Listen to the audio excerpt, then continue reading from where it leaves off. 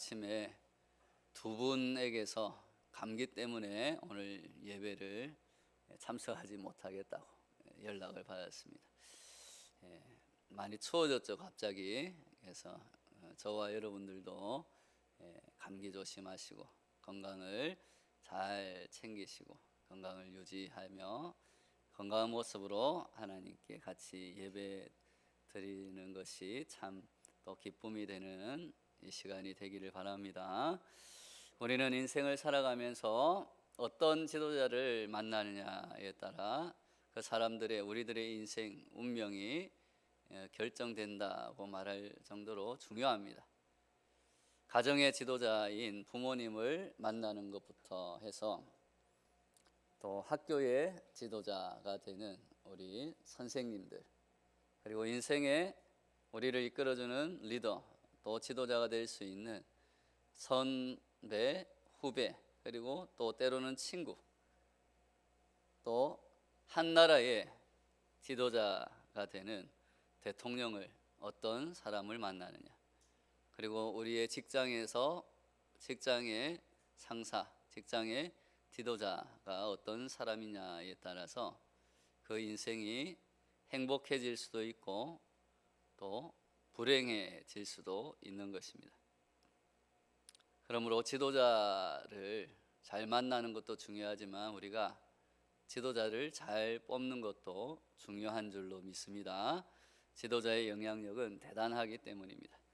이러한 지도자의 영향력을 우리는 리더십이라고 합니다. 올바른 지도자가 되기 위해서는 그러므로 올바른 리더십을 갖추려고 노력해야 한다는 것입니다. 한 목사님께서 귀담아 들어야 하는 가짜 리더십에 대한 이야기를 한 적이 있습니다. 첫째는 단순히 자리가 만들어주는 리더십을 바라보고 그 자리가 탐나서 그 자리에 오르려고 노력하는 사람들입니다. 그래서 그 자리에 오르기만 하면 누구든지 지도자가 되리라 생각을 합니다. 내가 그 자리에 오르기만 하면 내가 충분히 잘할 수 있다, 누구보다 내가 잘할 수 있다 생각합니다. 그래서 나를 국회의원으로 뽑아 주십시오, 또 나를 대통령으로 뽑아 주십시오. 그러면 그 누구보다 내가 잘할 수 있습니다 라고 말합니다. 그런데 우리나라의 가장 큰 문제 중 하나는 자격이 없는 사람이 그 자리에 앉아서 권력을 휘두르는 데 있다는 것입니다. 그러다가 무능함과 부정부패가 드러나면 또 그에 따른 공격을 받으면 그것을 방어하느라 시간을 보냅니다. 헛된 시간뿐만이 아니라 헛된 자원과 여러 가지 또 인력을 동원하고 수많은 사람들이, 아니 국민들이 피해를 봅니다. 정작 주어진 임무, 주어진 일을 잘 감당하지 못하는 것이 태반입니다. 그리고 적절하지 않은 인물들을 세워서 맨날 사람을 갈아치우는 일로 시간을 보냅니다. 두 번째는 힘이나 돈이나 물질로 리더십을 만들 수 있다라고 생각하는 것입니다. 그래서 어떤 높은 자리에 오르기 위해서 어떤 사람들은 또 수많은 돈을 씁니다. 펑펑 씁니다. 그리고 그 자리를 유지하기 위해서 또 돈을 씁니다.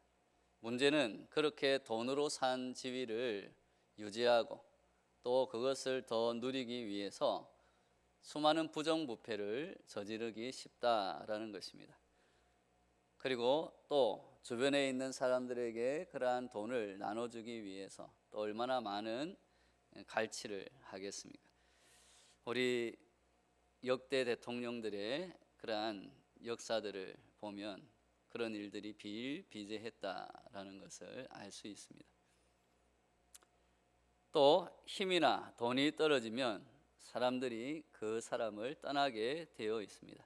그래서 이러한 사람을 참된 지도자다, 또 돈으로 휘두르는 권력을 참된 리더십이다라고 말할 수 없다는 것입니다.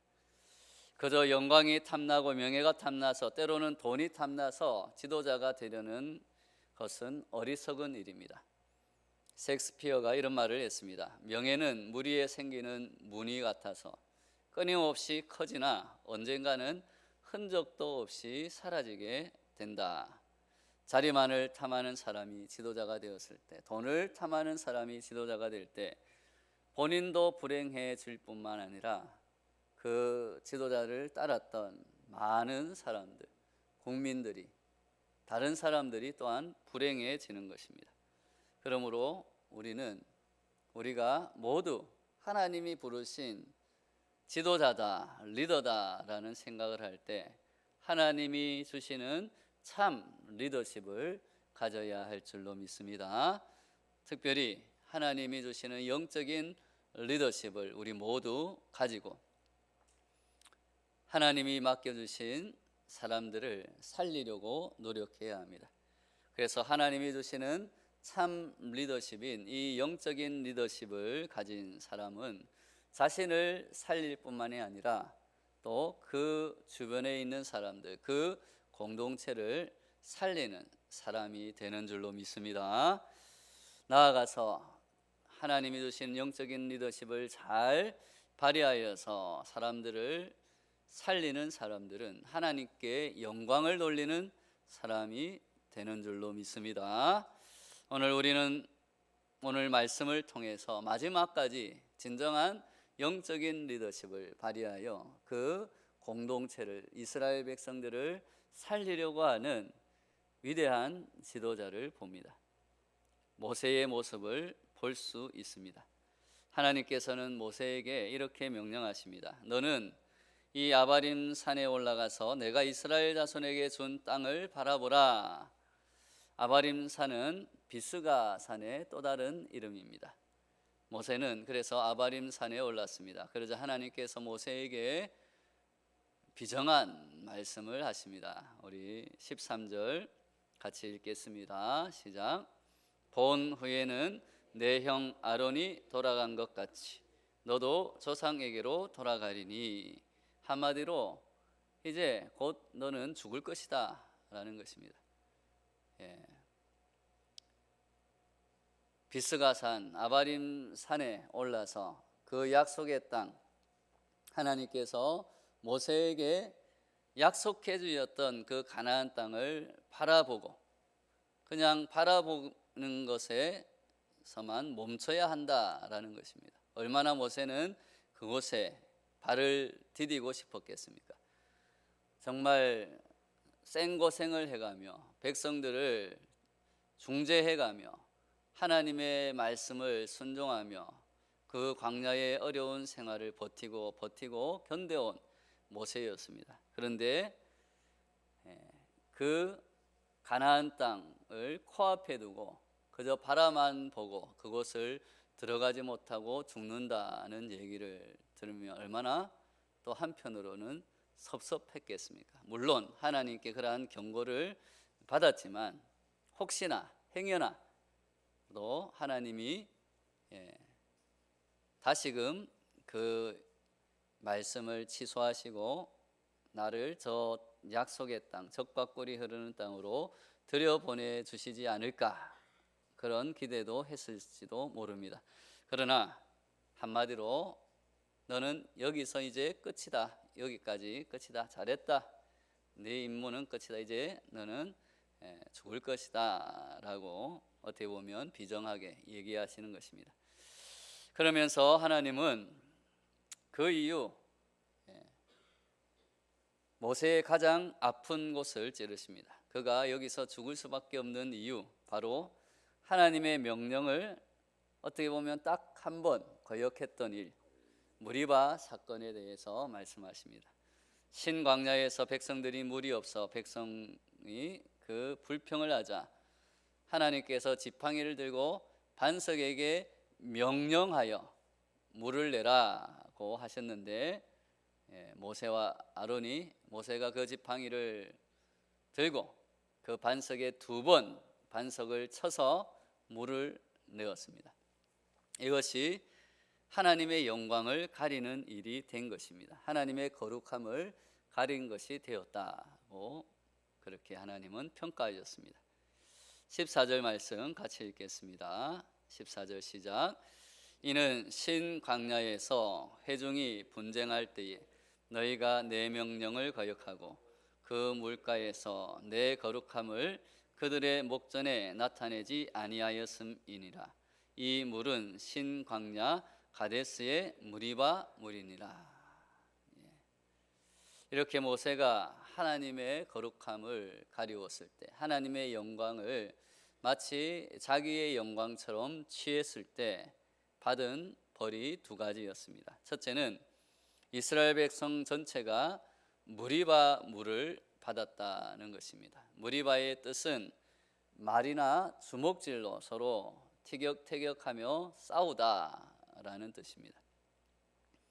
그렇습니다. 하나님의 영광을 마치 자신의 것처럼 취할 때, 하나님의 거룩함을 가릴 때 사람들은 서로 그 영광을 취하고자 싸운다라는 것입니다. 내가 잘났다, 네가 잘났다, 내가 더 많은 그러한 성과를 내었다, 내가 더 칭찬받아야 한다, 내가 더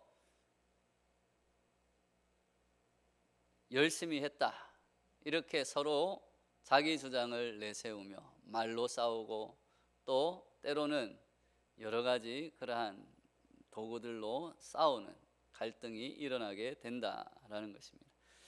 하나님의 뜻에 순종치 아니하고 서로 자신들의 주장을 할 때 이처럼 그 가정과 또 교회, 사회와 나라가 무리바 물을 마시게 된다라는 것입니다. 즉 그 사회는, 그 공동체는 다툼으로 가득 차게 된다라는 것입니다. 먹고 마실 것은 풍족할지 모르나 서로 다툼과 원망으로 평안이 사라지는 곳이 되는 무리바의 장소가 될 수 있다는 것입니다. 바로 하나님의 영광을 자신이 취하고자 할 때, 하나님의 거룩함을 나타내지 않을 때, 하나님의 말씀에 순종하지 않을 때 다툼이 끊임없이 일어나는 무리바 사건이 일어날 수 있음을 우리 마음에 새기시기 바랍니다. 둘째는 모세도 가나안 땅에 들어가지 못하고 죽게 된다는 것입니다. 그는 적과 꿀이 흐르는 가나안 땅을 그저 바라만 보았습니다. 얼마나 슬픈 일입니까? 하나님의 약속을 그저 바라만 볼 수밖에 없는 처지가 된다.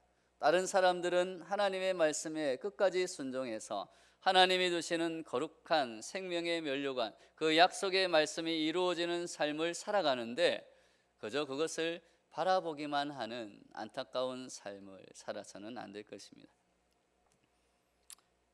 그러나 모세는 그래도 끝까지 그 무리바 사건 이후에는 끝까지 하나님의 말씀에 순종하는 삶을 살았다는 것을 우리는 오늘 말씀을 통해서 알 수가 있습니다.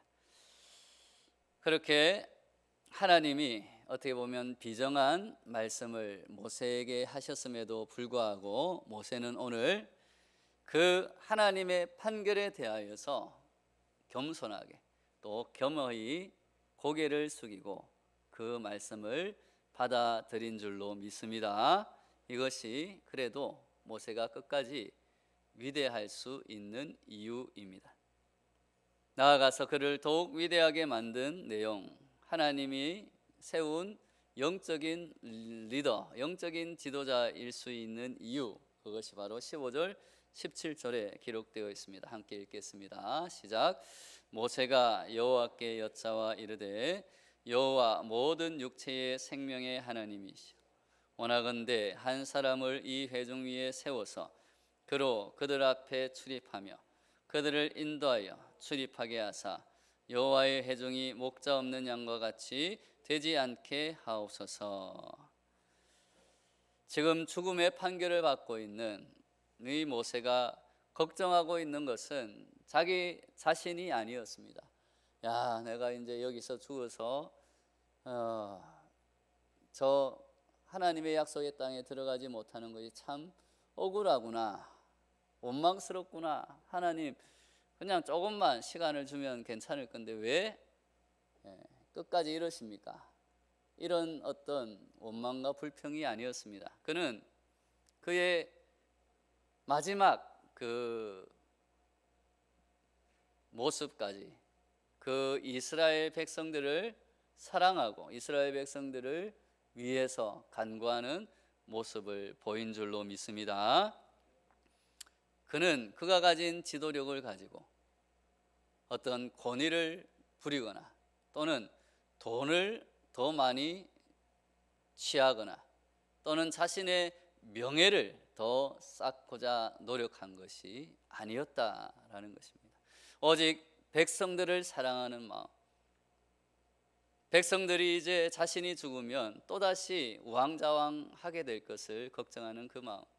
그래서 백성들이 하나님의 뜻을 어기면 어떻게 하나, 하나님께 또다시 재앙을 받으면 어떻게 하나, 이러한 마음이 가득했다라는 것입니다. 그의 지도력, 그의 리더십은 오직 백성을 살리기 위한 리더십이었는 줄로 믿습니다. 이런 의미에서 우리들도 참으로 이러한 리더십을 가진 지도자들이 되어야 할 줄로 믿습니다. 각 가정에서 부모로, 또 교회에서, 또 하나님이 부르신 직분을 맡은 사람들로서, 또 우리가 속한 공동체에서 그리스도인으로서 하나님이 우리에게 주신 귀한 영적인 리더십들이 다 있는 줄로 믿습니다. 그럴 때 우리는 오늘 모세처럼 그 리더십을 가지고 나의 이익을 먼저 취하는 것이 아니라 오직 하나님의 명령, 하나님의 사명을 감당하기 위해서, 사람들에게 도움을 주고 생명을 살리기 위해서 우리의 리더십을 발휘하는 모세와 같은 영적인 지도자들이 되기를 바랍니다. 또한 우리나라에도 이러한 영적인 지도자, 영적인 리더가 하루빨리 나타나야 할 것을 믿고 우리가 기도해야 할 줄로 믿습니다. 그래서 모세는 백성들을 걱정하며 하나님께 아뢰고 있는 것입니다. 저는 아무래도 좋습니다. 하나님의 말씀에 순종하겠습니다. 그러나 불쌍한 이스라엘 백성들을 위해서 영적인 지도자를 세워주시고 그들을 하나님의 말씀으로 인도하게 하소서라고 간구합니다.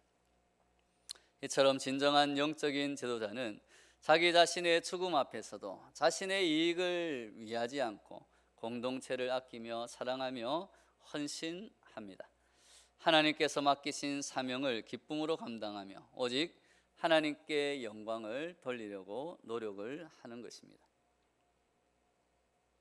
우리 모두가 영적인 지도자들이 되어 오직 하나님의 영광을 위해서, 또 하나님의 그 뜻을 감당하기 위해서 묵묵히 어려움을 견디며 맡은 일을 성실히 행할 때 우리 교회, 우리 가정, 우리 공동체에 무리바의 썬물 대신 예수 그리스도께서 주시는 생명수가 차고 넘치게 될 줄로 믿습니다. 그리고 우리들은 사람들에게 존경과 사랑을 받는 생명의 영적인 지도자가 될 것입니다.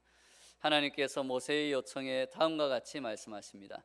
눈의 아들 여호수아는 그 안에 영이 머무는 자니라고 평가하며 그를 세우라고 말씀하십니다. 여호수아를 새로운 이스라엘의 영적인 지도자로 세워주겠다는 말씀입니다. 그 안에 영이 머무는 자, 영은 곧 성령을 말합니다. 여호수아도 모세와 같이 성령의 사람이라는 것입니다. 우리는 모세와 여호수아처럼 성령이 충만한 사람이 되어야 할 줄로 믿습니다.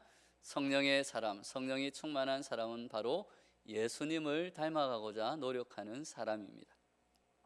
그리고 예수님을 닮아가고자 하는 사람, 하나님 앞에서 예수님처럼 그 말씀에 끝까지 순종하는 사람, 모세처럼 순종하는 사람이 바로 영적인 사람, 영이 그 안에 머무는 사람, 성령이 충만한 사람이 되는 줄로 믿습니다. 그래서 우리 성도들은 성령의 인도하심을 따라 끝없이 자신을 죽이고 하나님의 뜻, 예수님의 성품을 닮아가야 합니다. 자신을 내세우고 자신의 영광만을 드러내고자 하는 마음은 죽여야 한다는 것입니다. 왜 그렇습니까? 그러한 마음은, 교만한 마음은 사탄 마귀로부터 오는 그러한 생각이기 때문입니다. 그 마음을 우리는 십자가에 못 박고 한없이 낮아지신, 말씀 앞에 겸손하신 예수 그리스도를 우리 마음에 품어야 합니다. 사람들은 이해하지 못하고 인정해 주지 않더라도 우리 하나님께서 그러한 하나님의 말씀에 순종하며 자신을 낮추는 사람을 인정해 주시고 높여 주실 줄로 믿습니다. 이처럼 하나님의 인정을 받고 하나님께 영광을 돌리는 진정한 영적 지도자가 되어 하나님으로부터 크게 쓰임 받고 또한 사람들에게도 존경받는 저와 여러분 되시기를 예수님의 이름으로 축원합니다. 다 같이 오늘 말씀을 붙들고 우리 주여 한번 외치고 기도하며 나아가겠습니다. 주여!